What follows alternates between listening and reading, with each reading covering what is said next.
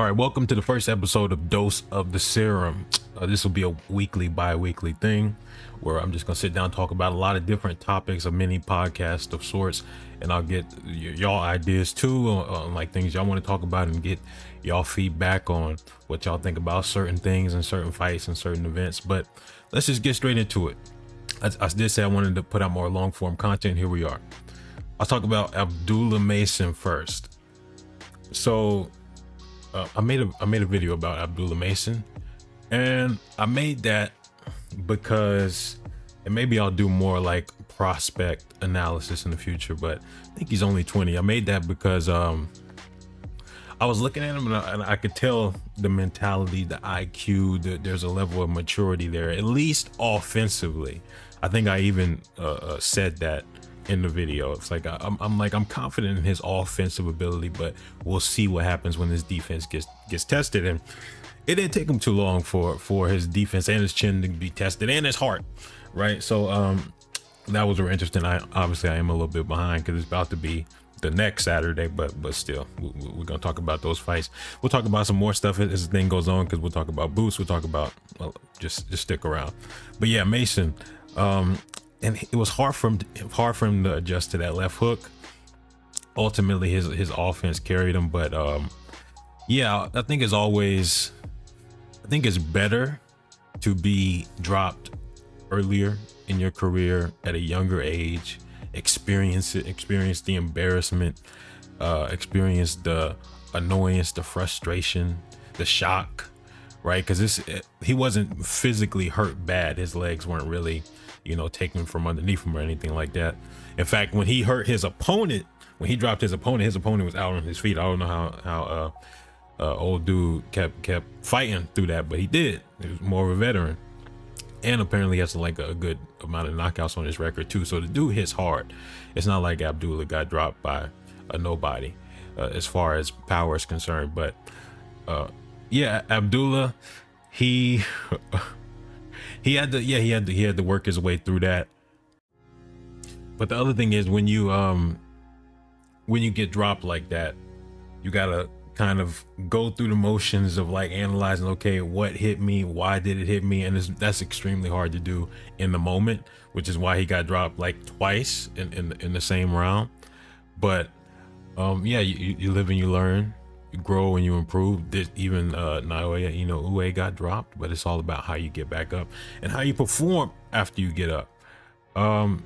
So that's, to a certain extent, it's a bad performance from him, but to another extent, it's good in the long term, probably, because it's going to be a learning opportunity.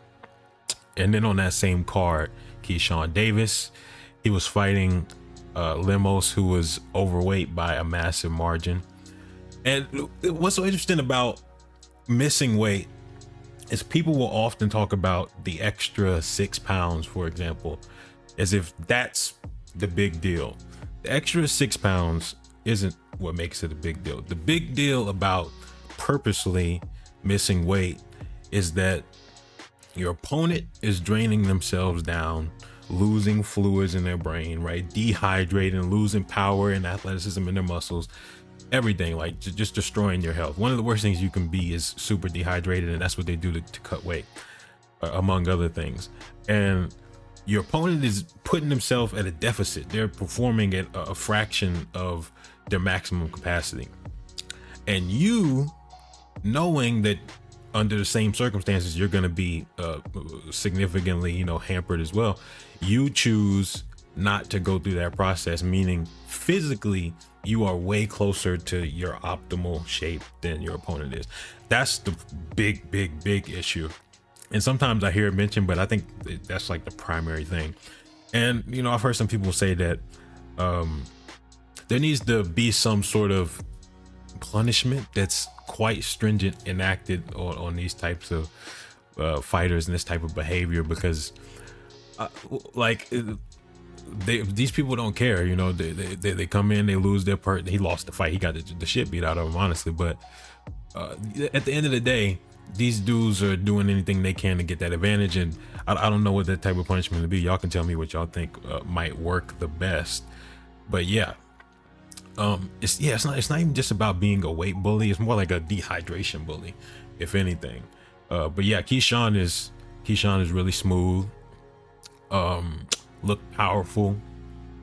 He and I think he felt the power of Limos, and he was like emboldened by that and came forward, did his job, handled that, made it look easy. And I'm trying to remember, that's the same dude that fought Richardson Hitchens, or his name confuses me. I think it's Richardson Hitchens, yeah.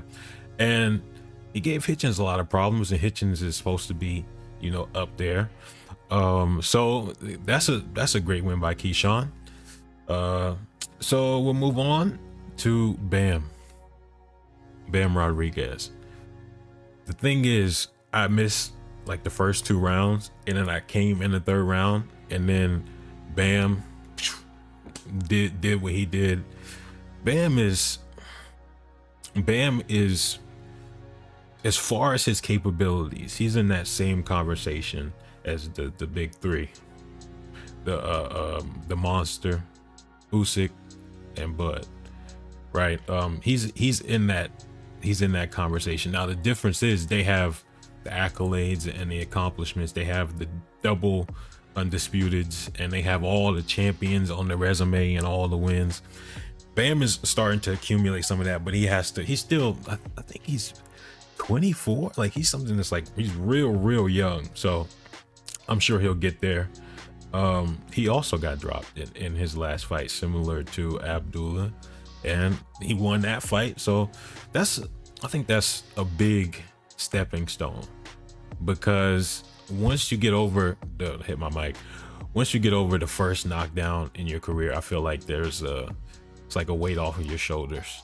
And especially if you perform well after getting knocked down, you get the W, you get the knockout, whatever. I think that's a big stepping stone for a lot of fighters. But you know what? This move that he just did in this picture, that's kind of similar to how he finished the fight. Circles around, boom, and it was the lead uppercut too with the right hand. But he had the dude hurt up against the ropes, and then the dude was still swinging, and so he backed off a little bit, and he kind of like feinted, jumped in, and kind of like pivoted to the side, and let him throw like a body hook, and then that right uppercut snuck in, and it finished the job. Now we'll get to a more controversial performance. Boots. There's a lot of interesting. This is going to be one of the longer ones before we get to like some of the main conversations, if not the main conversation, Mike Tyson, Jake Paul, which that's going to be even more controversial, especially some of the things I'm going to say. Boots. In most ways, if not just about all, I'll say most, this performance Boots had was it was better than the first versus Karen, but I'm gonna stick with the first name because I don't want to butcher his last name. The problem with Boots, I've said this and I still feel this way, because I think talent and capability is separate from performance and willingness. Boots is one of the most talented boxers in the sport, and probably he could be, he's probably top 3. He has ridiculous speed, really good power, probably, in my opinion, the best reflexes in the sport. His reflexes are just almost superhuman at times. How he'll see a shot and just turn with it. He does that so much. That's almost his primary method of defense. But the problem is, and I've said this so many, sometimes I feel like a broken record, but I said this so many times.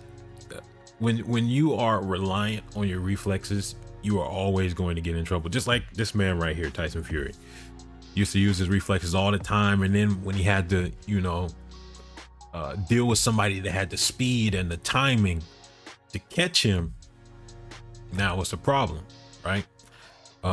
That's one of the reasons Wilder gave him so much issues, right? Especially in like the first fight and the third fight. A big part of that, he said this himself, I think it was in a book or something like that. He said this himself. He said the scary thing about Wilder isn't his power, it's his speed. And what makes speed problematic for everyone, but especially someone that relies on their reflexes, is that it takes that off the table. But so does timing. Speed and timing reinforce each other. If you're fast, it's easier to have good timing, and if you're good timing, you're gonna be just functionally faster because you're gonna catch them in a position where they can't react in time. Now, Boots is fighting someone that isn't well recognized and respected. Like, he's not a big name, and in boxing there's this obsession with names. Who cares? I'm trying to, I don't know how far I'm into this video, but I'm trying not to, my words, you know, we're going to talk about the censorship and all that at the end, because I got some things that are important as far as the content is concerned. But Boots is fighting Karen, and Karen, when I'm watching Karen, see, this is why I talk about the importance of the eye test, because I'm watching Karen and I'm looking at his abilities, I'm looking at his skills. I'm like, this dude is probably the second best boxer in welterweight. I'm trying to think, yeah, he's the second best boxer in welterweight. I think he would beat any of the other guys. Brian Norman, Mario Barrios. I don't know what the landscape looks like, but he beats everybody. The reason why I say that is because I don't look at names. I look at how you perform in the ring. His footwork, elite. His timing, elite. His jab, elite. Shit. His chin, elite. His stamina, elite. Maybe his power isn't elite, probably, but that dude is like such a complete defense. If not elite, pretty damn close. Like, just, he's a very complete fighter. To be quite honest, a lot of those Eastern Europeans, Ukrainians, the Russians, so on and so forth, they have pretty complete styles. They don't have a lot of holes in their game. Now, they can be quite straight up and down and quite predictable and kind of stylistically robotic at times. But as far as completeness, their styles often don't have too many holes in them. Now, the more creative and artistic they get and more unique they get with their style, the more holes start to develop, but also the more they kind of mold it to their capabilities, like Lomachenko, for example, or Usyk.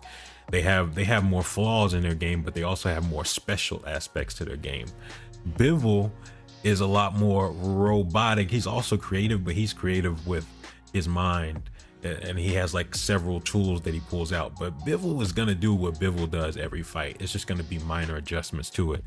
But because he's so kind of straight up and down, he also has far less holes. He's very, very, very, very, very hard to hit clean. In fact, I think he's one of the most highly rated defensive boxers as far as stats are concerned. And I think there's like a stat that it measures punches you land on your opponent. It's a ratio compared to how many punches your opponent lands on you. And I think he was at least the highest at one point, or maybe right now, I don't know. It's hard to say. But my whole point is, when I look at Karen, I'm like, this dude, bro. First of all, he was piecing Boots up at plenty points of that fight. There were a lot of rounds that were highly, highly competitive between the two. One thing about it though is Boots' stamina was it was very impressive to me at times, because it wasn't until the 9th round where he really started to slow down, and he was trying to finish this man from round 1 up until that point. And then after a while, he started doing the hugging. At first, it was Karen who was forcing the hugs. It was like a Devin Haney fight, with all due respect. It was like a hug fest, and Karen was kind of forcing it, but Boots wasn't doing too much to like fight him off. But then when Boots started getting tired after the 9th round, he kind of started some of the hugging and stuff like that. I'm like, what are we doing?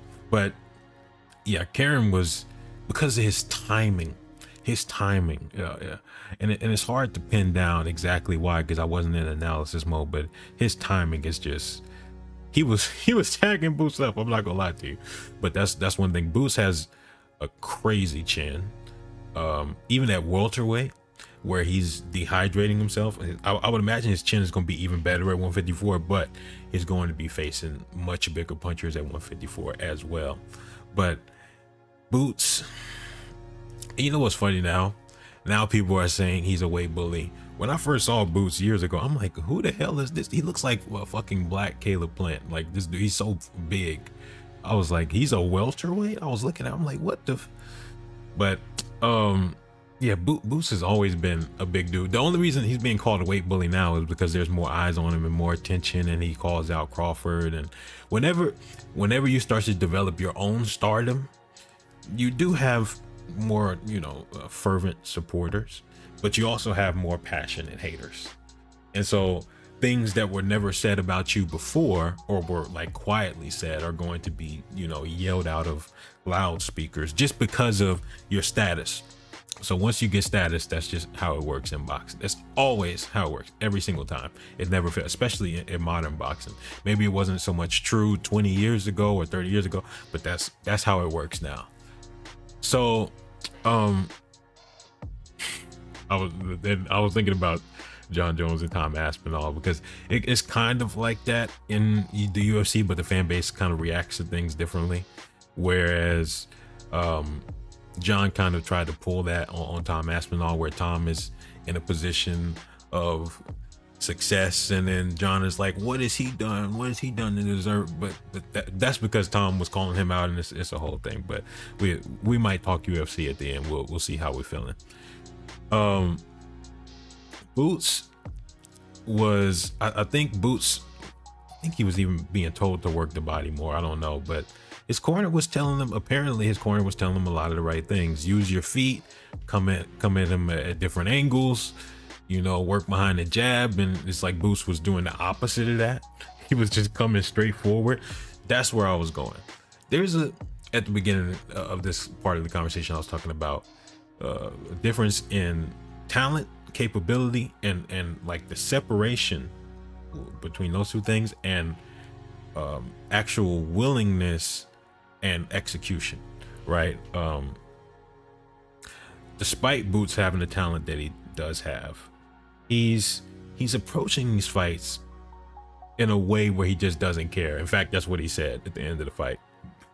He was talking about how it was hard to get up for this fight and stuff like that. Pause. But I've said some other pause moments earlier, but we'll just go with the flow. So you could tell, like for the Avanesian performance, same thing, where he has no respect for his opponent, just coming forward, winging big punches.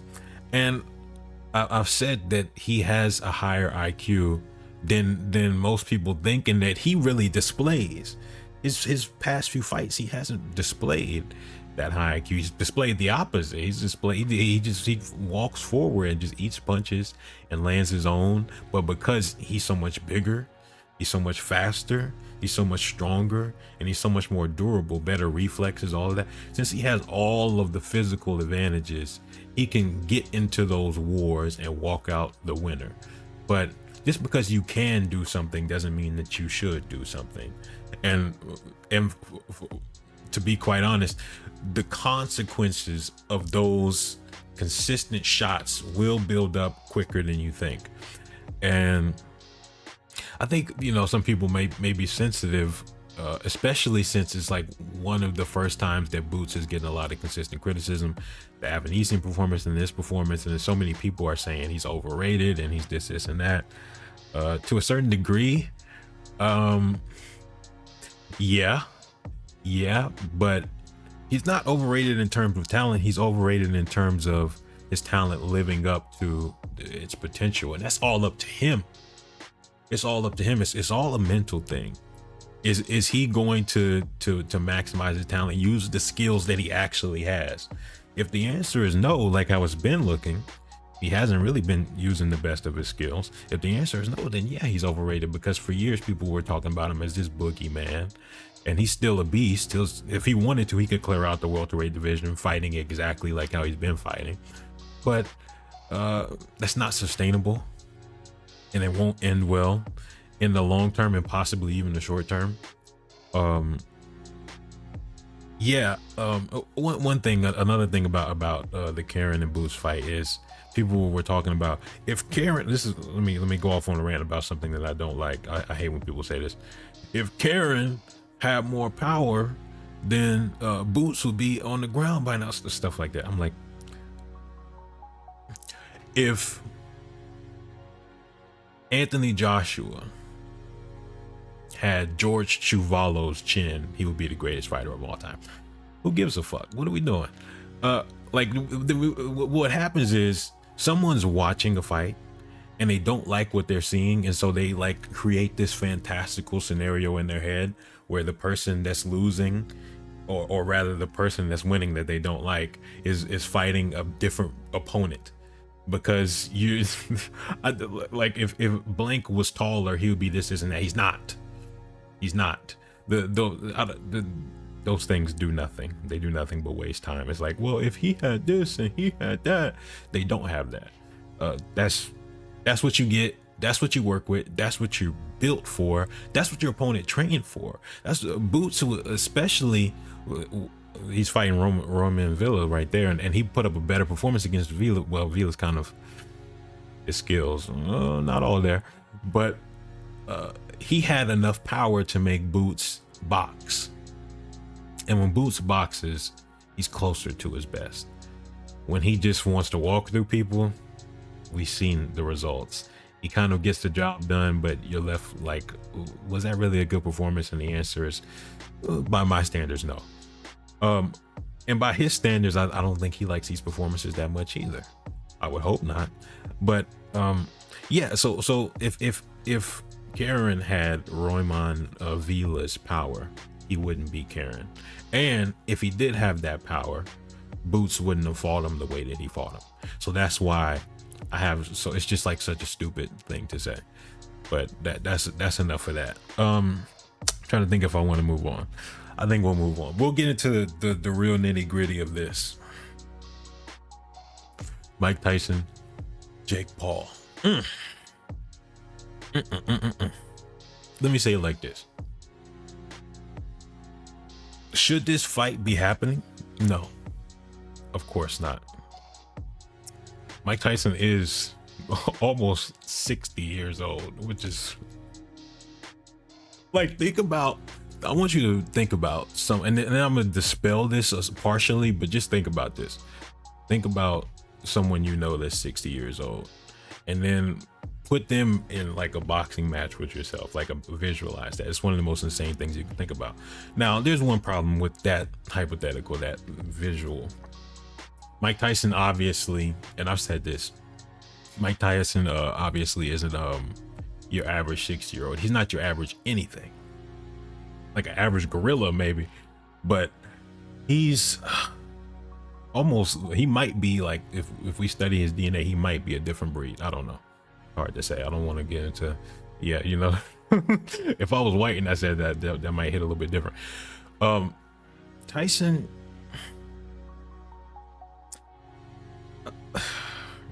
and I remember him having the fucking sciatica and walking around with a cane like a year ago, and then he had the ulcers leading up to this fight. Like, he has so many old man injuries and shit, but he's making it through training camp, and apparently his sparring partners are getting fucking annihilated. I heard that from Amir, I don't remember his last name, but Amir, like his manager, the white bald dude, or maybe he's Middle Eastern, I don't know. And then I heard that from his sparring partners. So we're going to talk about who I think is going to win and why. I've already said in the past who I think is going to win, and I still think that now, but we'll get there. Let me ease into it. What's so interesting is if you take Jake Paul and you say, hey, Jake, I want you to fight this 15-year-old, not 13, even though Mike looked like, oh my God, he looked like I won't go there. He looked like a monster at 13 years old, right? But at 15, I think is when he started to really train. So if you take Jake Paul and you say, hey, I want you to fight this 15-year-old, we wouldn't want that fight sanctioned for obvious reasons. But who would you pick? A 15-year-old Mike Tyson with some training, or 16-year-old? 15 or 16-year-old with enough training, like a year or two of training, maybe, I don't know how much, year 2 or 3, 16, 17, 15, in that range, and you line them up with Jake Paul. It's like, who would you pick? I would pick the young Mike Tyson. So the standard rules of aging and fighting do not apply to Mike Tyson. In fact, he's on TRT, which I said I wanted him to be on TRT. I wanted him to be on everything, as long as his heart don't burst and his liver don't fail. I want him on all the anabols and Cinetrones and all the HG. I want it all. I want him powered up like a lithium ion battery so he can go in there and smoke this dude. But when you look at this almost 60-year-old man who has a lot of wear and tear on his body, to be honest, that's why he has sciatica, because of the shit he was doing with his neck, where he was like rolling over it, and that's why he has that big old fire hydrant pit bull neck. Well, he had that already, but he made it even denser from the exercises. But that he has so much wear and tear on his body from decades of being a professional athlete, and so really in many ways he's older than 58, into his 60s in some parts of his body. But I'll say it like this: the speed, it's one of the most, as far as athletics go, other than like maybe watching a Simone Biles, but I don't even know about that. Like, I've seen, we're in the age of the internet, so we can see a lot of crazy athletic shit. But to see a 58-year-old man move the way Mike Tyson moves, it's almost inhuman. And you know, you try not to get too hyped off of that, but that's a factor. That speed, that ability to close the gap. He's not closing the gap like near as good as he used to, but that speed is ridiculous. A 40-year-old shouldn't move that fast, let alone a 60-year-old. He is so fucking fast. It's not even, I think he's faster than Jake Paul, especially in combinations. Maybe single punch, I don't know, but combinations, he's faster than Jake Paul. It's not even close. And that's crazy to say because Jake is half his age. If not, maybe he's less than half his age. But regardless, the speed and power is the last thing to go. But as we look at this fight, there's two primary variables. Three really for me. Two big variables that everyone talks about, and these are the most crucial. One, will Mike Tyson's brain hold up if he gets hit with some big shots from Jake? And that's a very important question because he's 58 and Mike Tyson had a great chin when he was younger, but he's not younger, he's older. And so that's the reason why everyone's so worried about this fight is that's the reason. How will his brain hold up if it does, and if it can't? And by the way, if it does, Jake is going to get smoked. That's one thing you have to get through. Second thing is cardio. Now, I don't expect him to come in with amazing cardio. I think he'll do fine. But that's one thing I definitely would be worried about also. But if he, in my opinion, if the chin is taken care of, he should walk through Jake Paul with ease, and I'll break down why. And I've kind of talked about this in the past, but not in detail. It was like a 40-second video, so it wasn't even in detail. Or maybe it was a little bit. No, that was the 7-minute one. Who cares? But the third variable I was talking about earlier was the defense. Here's another thing that's crazy to watch with Tyson when I've seen some of his sparring footage. Obviously his feet, and he has those old man hips, so it's hard for him to kind of like get in the pocket and get off center line and with the same simultaneous movement that he used to, because when he was younger, when he would close the distance, he would be defensive simultaneously. Now they're kind of like disjointed, and so he kind of like jumps in and he's on the line, and then he has to get off the line and all that.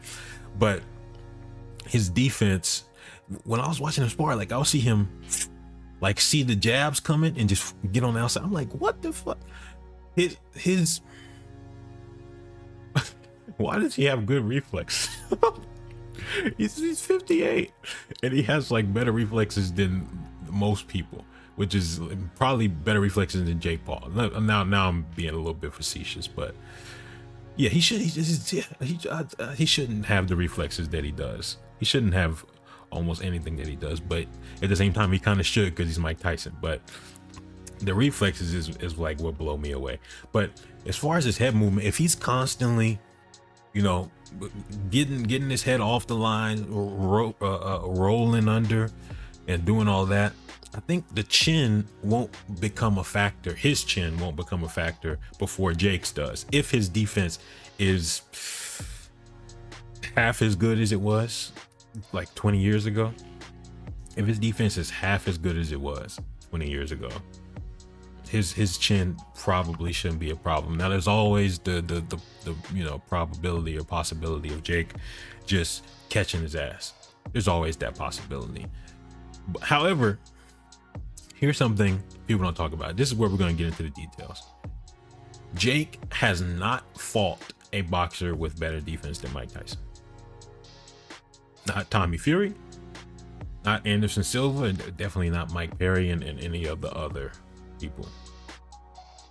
And before I get into the details, I'm going to talk about kind of the psychological element of why so many people are like passionately picking Jake Paul. And it's not because they like Jake Paul, because no one really likes Jake Paul under the age of 18.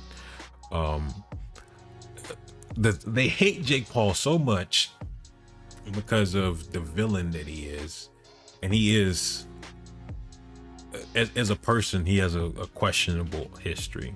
But as a kind of boxing character, he does play into this villainous role, and he's disrespectful, and he does the antics, and he makes all kinds of weird jokes. And then Mike Tyson made a not so, he made a, I don't know if that was a joke or not, but Mike said something in response. We won't even go there, but yeah. Since Jake has disproven the doubters so many times, for example, people were picking Ben Askren to beat him. And I was like, what the hell? Because if you watch UFC and you've seen Ben Askren strike, he looks like a blind person wrestling with shadows. Like I don't know how to describe it. You know, it's one of the most, I wouldn't even go. He looks like he's fighting underwater. But people were, and he has like 2 hip replacements and stuff. That's a whole separate thing. Yeah, people were thinking Ben Askren was gonna beat Jake Paul, and I was like, what the hell? And then similar thing with Tyron Woodley. At least Tyron Woodley has some knockouts, but yeah, Jake Paul did what he did to him, and that didn't really surprise me either.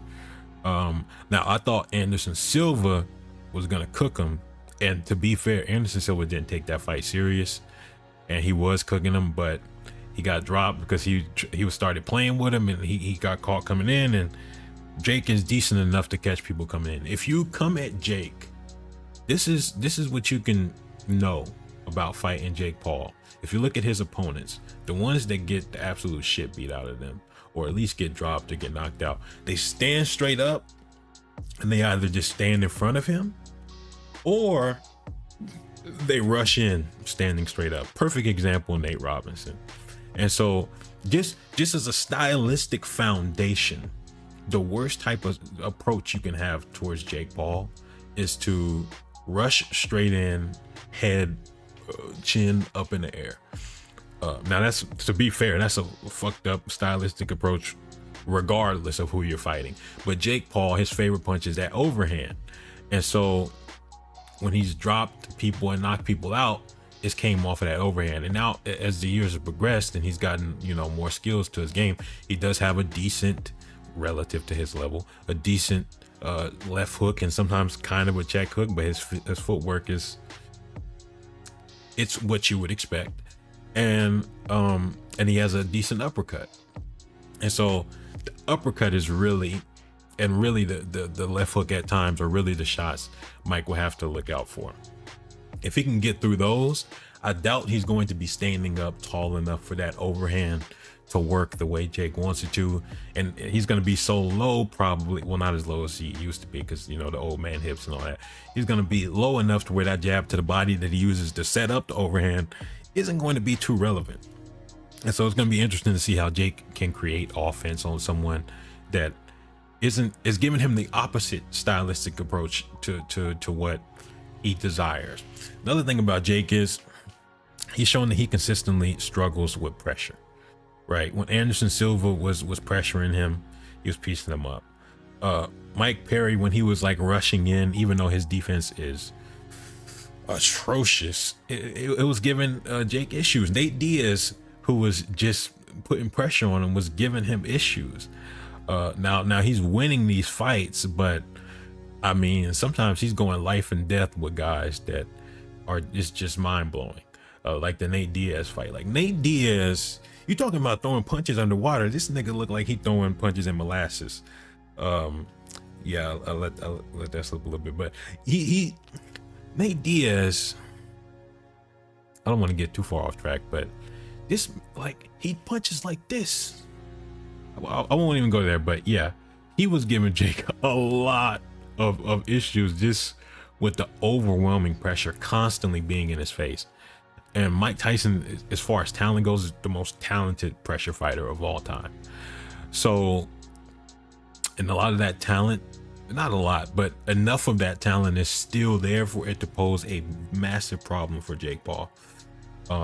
The Mike Tyson closing the distance is going to pose issues for Jake Paul. The power, we haven't seen Jake really get heavily tested with any big shots. Mike Perry did kind of hit him with some big shots, and Jake didn't really like them, but he handled it. Tommy Fury hit him with some pretty decent shots, and he mostly handled that. But Jake is dealing with a lot of things that he's never had to deal with before. He has fought somebody his size, Tommy Fury, Anderson Silva. Now, consequently, those are his two closest, toughest fights. Well, Nate Diaz might be up there, but Jake wasn't really in any trouble in the Nate Diaz fight. He was just more annoying and kind of overwhelmed by the pressure. It's like two of his toughest fights, if not his two toughest fights, are against dudes his size. Mike Tyson is his size, maybe even bigger, as far as like weight goes. We haven't seen Jake deal with power on the level of Tyson, obviously. And I've heard some people say that they think Tommy Fury hits harder than Tyson. What? Stop. When he has to deal with that speed, that'll be interesting, because Tommy Fury's speed was giving him issues. Anderson Silva's speed, even though he's 46 or however old he was, that was giving him issues. The footwork to close the distance, he's never dealt with that. I think I already said that. That level of defense, he's never dealt with that. Again, for Tyson, this fight hinges on one to three things: the defense, the chin, and the cardio of Tyson. If there's a green light across all three of those things, Jake Paul should get smoked easily.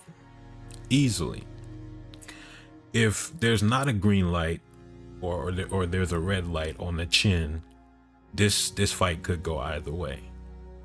If there's green lights on the cardio and the defense with a red light on the chin, you should lean Mike Tyson.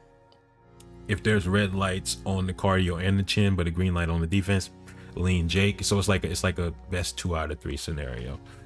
If Mike Tyson has the defense and the cardio, even if he doesn't have the chin, it's going to be hard for Jake to connect on him before Mike gets to him. I think I went off topic. This is why I have scripts, because I go in 17 different directions, and I got to be guided. So I don't go off in a whole different direction. What I was going to say earlier is people hate Jake Paul so much that, and he's proven them wrong so much, that now they've developed a kind of unconscious defensive reaction where they say they say a lot of different things. They say it's rigged, he's paid off, it's scripted, and then they say, no, he's just gonna lose. Like, his opponent is just gonna lose. He's just gonna lose. Whatever it is, that's how it always comes back. That's what it always comes back to. Whoever Jake Paul is fighting, that person is supposed to lose.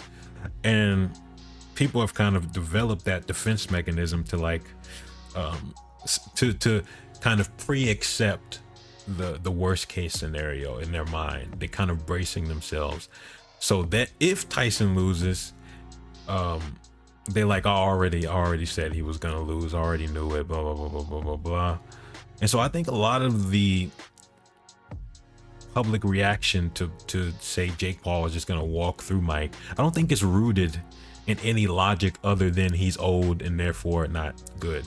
I think most of it is rooted in the logic, in the emotion of kind of like a defense mechanism of trying to prepare yourself for the worst case scenario. Because when you logically look at things, Jake Paul has some decent talent. When Eddie Hearn called him average, I kind of agree with that. Yeah, like as far as professionals go, him starting late and doing pretty well for himself, even though it's against some old and often smaller MMA fighters. But when he went against Tommy Fury, he didn't do horrible. He got beat up, he got washed, but that was supposed to happen, right? And he didn't get stopped, and he wasn't ever in like really big trouble. Jake has a decent level of talent. He's like significantly better than the average person, and regardless of how I feel about Jake Paul, I can always give him credit in that sense. Now, as far as his approaches to fighting the people that he fights, like I said in the beginning of this section, I don't think this fight should be happening. But even though it is happening, I can look at things, despite how I feel about Tyson, despite how I feel about Jake, and I do want Tyson to win, but I don't think that biases my analysis too heavy. It does bias it, because if I want somebody to win, of course I'm gonna, look at things that help reinforce the ideas that would help me believe that they will win. But I look at it from the scenario of, or rather the perspective of, Jake is dealing with a lot of things he never had to deal with before, and a lot of troubling, dangerous things. Tyson is dealing with father time. And I'll finish off this section by saying this. It's understandable why people would pick Jake Paul, but when you look into the minutia of it, it's like Jake Paul doesn't do anything better than Mike Tyson other than being young. And they say father time is undefeated. And that's true, but father time wins contextually. And what I mean by that is, if you take Mike Tyson and make him go against the average person on the street and he's 60 years old, who do you think is going to win? Mike Tyson or that average person in father time? Obviously Mike Tyson. See, father time beats you, but father time never beats you by itself. It's always helped along by a disease or a weakness, by a circumstance or another opponent that's really good. Father time is undefeated, but father time always has a tag team partner. And the question is Jake Paul the right partner with father time to destroy Mike Tyson or beat Mike Tyson? I don't think so. And that's not because Jake Paul isn't decently talented. It's because stylistically, it's just Tyson poses so many issues for him, and Tyson is in the zone also. He's coming to kill. So that's how I feel about this. This went off the rails in so many directions, and this is very confusing to listen to probably, but we'll get through it. Final thing, and this isn't related to any fights. This is just related to content. I think I am going. I kind of said in the past, because a lot of my people were telling me to make a Patreon, and I think that's in the very near future. And what I'm gonna do is I'm gonna do like long watch-alongs of fights on there. Of course, I'll still do content on YouTube, of course, but for stuff where I want to go like super in depth and make it less structured, but kind of more free flowing, and don't have to worry about copyright, that's a big deal too. Like, for example, I'm going to finish the Baturbia versus Bivol kind of round by round breakdown on Patreon. I don't know when I'll upload that, but when I do, I will let y'all know, and then y'all can go in there. And then I want it to be really cheap. I don't want to be like fleecing people out of their money. So it would be like $3, like something that's like really, really cheap. But yeah, that way I can more consistently get content out, and I don't have to worry about doing a bunch of other stuff in the meantime. So I'm not leaving big gaps between the content, because I can dedicate more time to the content because I'm getting the proper help I need. And that will be all. I think that's all, Fight Scientist. Yeah, I'm out.